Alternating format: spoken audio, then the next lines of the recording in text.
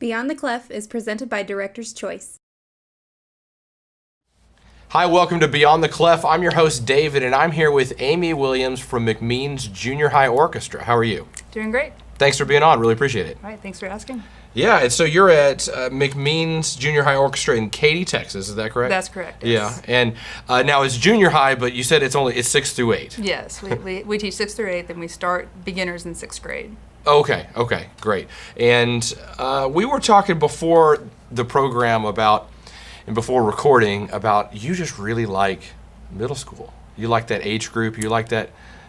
Why is that? I don't know. I'm sure people would say there's something wrong with me for that. But well, and I do too. Like that age. It's just your jam, huh? It is. Well, and I think one thing about it is, I like that the kids, they instinctively know they still need an adult figure in their life at that age, but they don't want that to be mom and dad. Sure. So although at that age they might treat mom and dad poorly, they, when they come to my class, and I have them for 3 years and get to watch them grow from their first day in 6th grade when they're about to wet their pants until 8th grade when they think they own the school. Right. And I get to develop that relationship.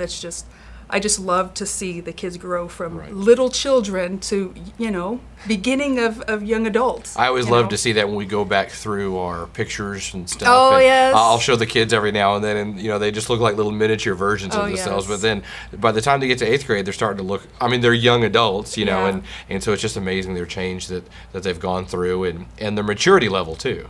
Well, most of the time, yeah. Most of the time. Yeah. of the time. Sometimes it goes Depends. downhill too. Exactly. Yeah. Well, and another thing is the going from 7th grade to 8th grade. I think the transition is so huge because Yes. I feel like when they're in 7th grade, there's 8th graders around. Like in my program, at least, there's beginners and you're just with beginners. But 7th and 8th is together. Right. And then when they're together, it's like, oh my gosh, this kid's the big kid. And then they ended up being really shy, and then they come out of their shells every year. I don't know if it's Yes. like this in your program, but every year when I graduate 8th graders, I'm always like, oh, what am I going to do? I know, because all the maturity has left. Yeah, You're like, and- where are my leaders? And the talent and all this, Yes. the leadership, but somehow it always works itself out. They How is that? I don't know. they step up because Yeah. if you have good leaders, Right. if you develop that within your program, and the kids can step up to that, and they have that role model, someone's got to fill that role, Sure. and so they will always step up to that. Right. It's if you've got a good solid program where the kids look up to the most advanced kids, and that's sometimes when I first came to school, and I struggled with that a little bit because the most advanced kids were not the best behaved. Yeah. And right. so that was a little bit of a struggle. But I've been there 7 years now, I think, something like that. Yeah. And the culture's really changed, and it's such an honor to be in that top group, and they work hard for that, and they see what's necessary, the maturity, the discipline that's necessary to get up to that level. And I just love watching them grow from their 6th grade year through their 8th grade year. I think, my husband and I have this saying that animals are better than humans and children are better than adults. And I just think high school kids are too much like adults, I Right. mean, I love my former students, but Sure. to deal with them on a daily basis, I just love the junior high kids because Right. they're old enough, you can have conversations with them, you can, really develop relationships with them, but it's just a great age. Right. I'm And so it's- backwards in that thinking, I realize that, but I just No, love no, you're not at all. That's how I feel too, and that's why the people who teach middle school. That's why really we do Yeah, it. that's where I belong. I was one of those. I talked to so many of my friends. I was one of those people that when I got into college, I was going to be the 5A headband director, and I was going to go to do marching band and do all that stuff. And then now I'm like, nope, this No. is my jam. This is what I Yeah. want to do. Yeah. It's funny how. Because of circumstances and the jobs that I got, it just kind of fit that way. But I think there's benefits to everything, and we probably would be saying that about elementary school. If you teach elementary, Oh my gosh, exactly. no, I but know. And there are I'm people that glad. like to do that. Oh yeah. And some of the most important people in our society are the kindergarten and first grade teachers That's because very they true. shape the children. Yeah, they started off. And I mean that's and our elementary music teachers. They get the kids to really enjoy music. Yeah, I mean, yes, I give them the instrument or whatever, but the ones that really shape the future, it starts so early. Sure, It sure. really, I mean, every day is important. Right, you right, know?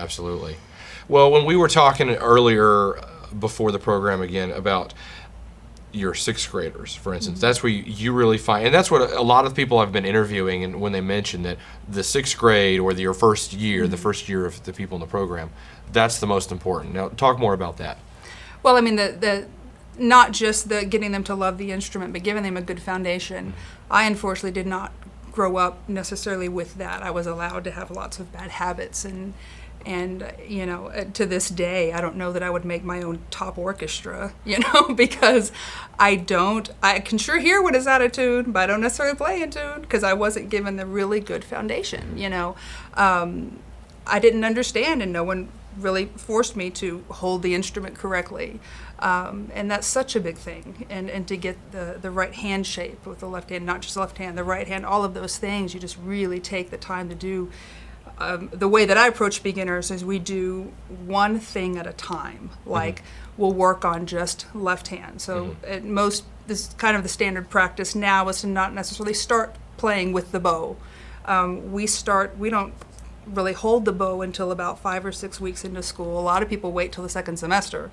You got to balance that keeping their interest kind of thing there. Right. But we'll work on kind of 3 big chunks, and one is actually making some sounds here and we pluck, and then another is separately, in a separate way, we focus on note reading, and then we work on our bow hold here, and then usually we'll put the note reading and the plucking thing together, and then the bowing, but you know, with putting no fingers down, and you know, just playing the open strings, and then eventually we'll put all of that together. Right, and but trying to put all 3 together at once. Exactly. You know, and when I think my first year teaching, I used to always worry that those beginners would be bored, just playing those, you know, those simple little songs, those open strings and that kind of stuff. And they wanted to be able to play. I think what we as musicians forget is how hard it is just to do that. Right. Just absolutely. to pluck the right string and not hit all the others. Right. Like, and that is a challenge in itself. So I think so many people think they have to move fast, and reality is they don't, because the kids are challenged. Right. As long as you keep the standard high enough, you know, and say this is what it is to be good. Well, no, yeah, anyone can do something badly, you know. I'm sure I could pick up a trumpet and play really horribly right now. I make a sound. I have one in the other room. We can go Let's get not one if you want. demonstrate. I mean, you know. I think of this as layering. And when I was student teaching with Dana Pradervan and Scott McDonald, back when Dana was at Justin ISD, that was one of the huge things I learned that's really shaped my teaching was they taught me that there's layers of difficulty. And so if you have this idea and this thing you're trying to teach this, whether it's a kid or a group or an ensemble, full ensemble, if it's not working, take off a layer of difficulty and then see if you can get there. And keep on taking off and shaving those layers off until you get a product that you want, and then add one on and the other on. And so they taught me to reverse engineer that, but then I've used high that. school, right? Right, yeah. So exactly. they've and done that. Yeah. And so now I when I'm teaching my beginners, that's how I think of it. It's the opposite. It's the opposite, Right, yeah. right. You've got to start once they can get this, once they've got mastered this, or, you know, to some degree, you know, Right. when you're teaching big classes, not every kid is going to have it mastered, you know.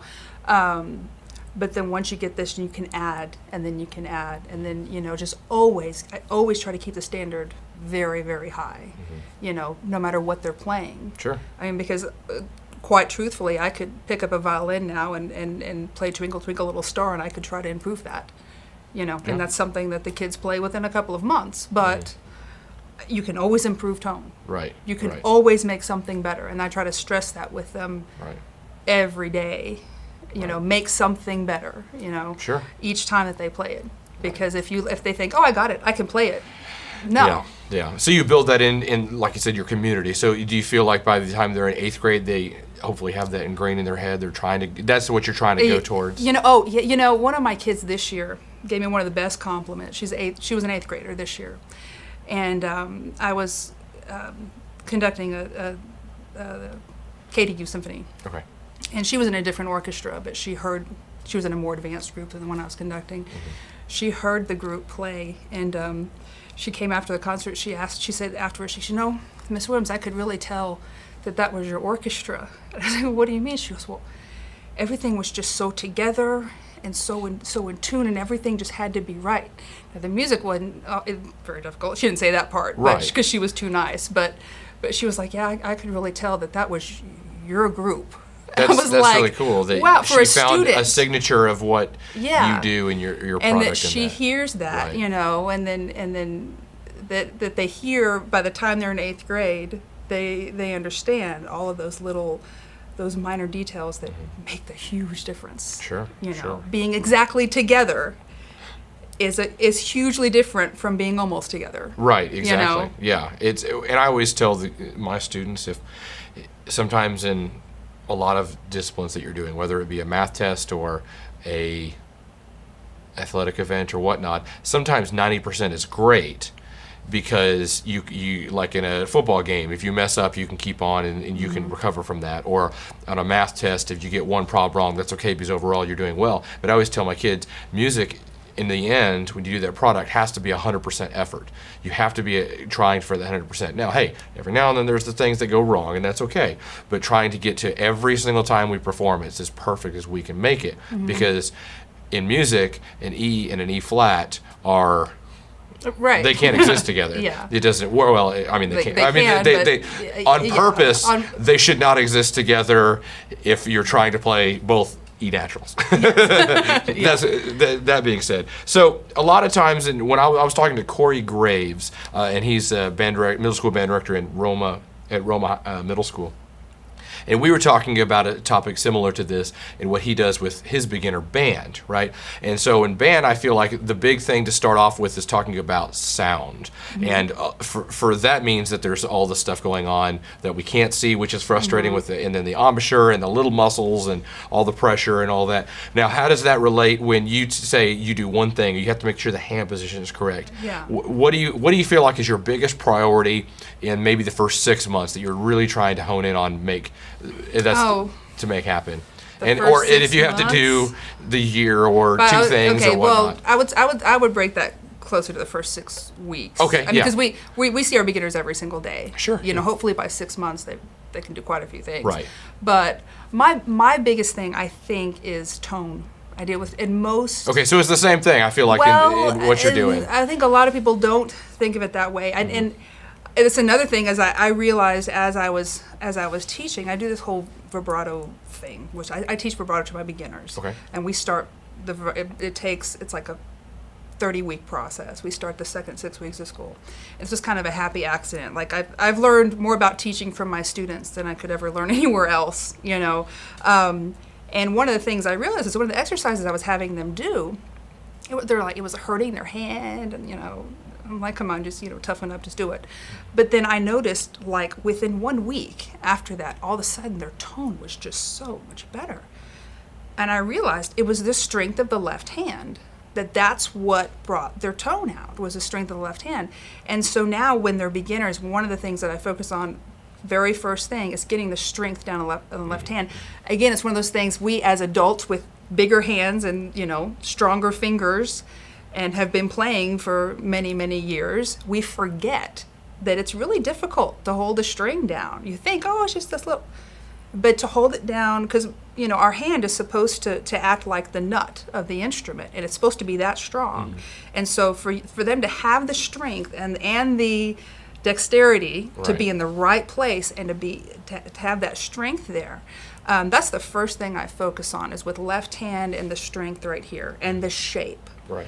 And then again, separately, we focus on, the bow hold and all that kind of stuff. And then separately, note reading or whatever. But once they have this strength here, and then if they can draw a straight bow, the tone, and then my kids would tell you something different, because we wait forever and ever and ever to play with the bow to them. Right. I mean, 6 weeks is what my goal is, by the end of the first 6 weeks, to actually play an open string. But for them, it seems like forever. They think it's going to be great, and when they play, and I'm like, "Oh, that sounds great," they're like, "That's awful," But at that point, their ears have already begun to develop and hear those more rounded sounds from just the plucking and understanding what is a good tone, what is a good sound. Even though it's totally different plucking from bowing, they've already begun to develop that. The other thing that I'll do with tone, but tone is a big thing. I start with the left hand, and the next thing is I shouldn't say many, I definitely shouldn't say most, but I know quite a few people that they don't want their kids using the whole bow initially. And they'll have them use like this much bow. And I even kids will come back that have started taking private lessons, and they have tapes on them, you know, and the teachers only want to use And that so much you don't bow. like that. Why is that? I don't like that because what I have discovered is, especially when you're teaching beginners, they'll try anything. They don't know any different, you know. The reason I don't like that is because usually what ends up happening is that they never really start to really use their whole bow, or it takes forever for them to use their whole bow. It's kind of like teaching someone to ride their bike without training wheels.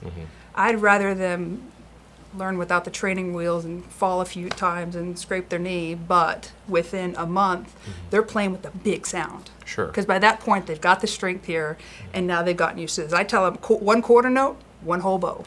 And then we do a lot of math stuff, too. I have those little fraction bars from math class from like first grade that I use to teach rhythms. Okay. And so we're able to use one whole bow, one count. They just think that's how you do it.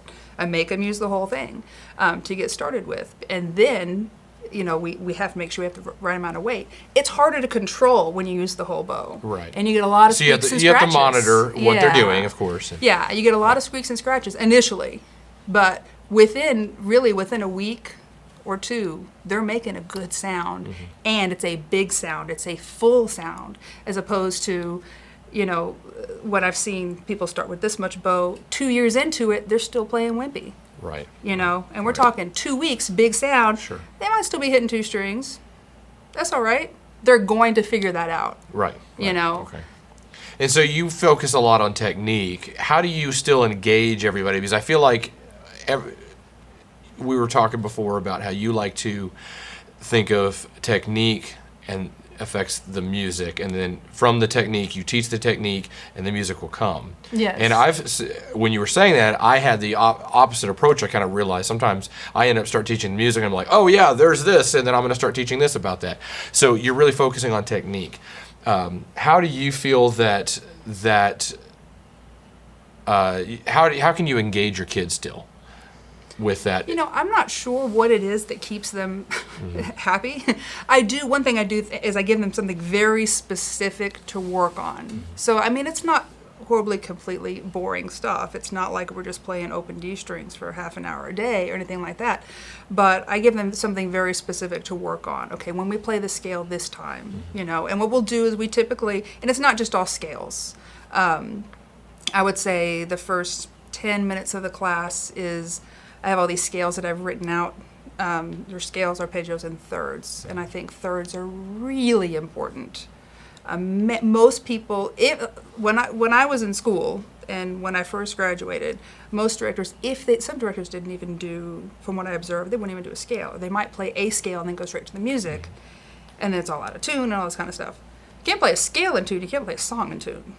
And I use the technique to train their ears, and I've written out all of these scales and things with different rhythms, scales, arpeggios, thirds. The reason I think thirds are so important is because if you think about music, how often do you play a scale in music? Yeah, it happens. You might play a little snippet of a scale. It happens. But that's not even 50% of the song. It's jumping around, and that's what thirds do, figuring out how to go from, figuring the distance, what if this feels like, and what this interval sounds like. We do all of those things, and then also we do class set etudes, and they're unison etudes. And the reason I do all of that stuff unison, I just feel it's a more efficient way to teach. Because let's say you're teaching, you've got this piece and something new comes up, well, only the second violins have it. So you got 12 kids out of a class of 35. Okay, 12 kids now have learned this. Right. All right, and then it doesn't show up again until next year, and now only the violas have it, or the next concert or whatever.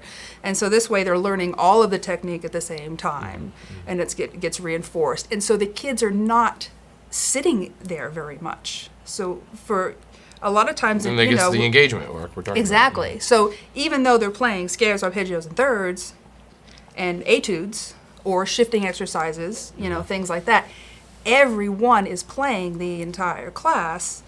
And then when I get to music, depends on the time of year, Beginning of the year, it's like the last 5 minutes of class, the last 10 minutes of class. UIL season, of course, is a little bit more, Sure.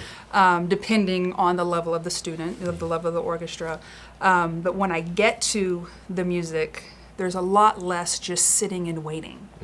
Because, first of all, I rarely have to deal with tuning in my music.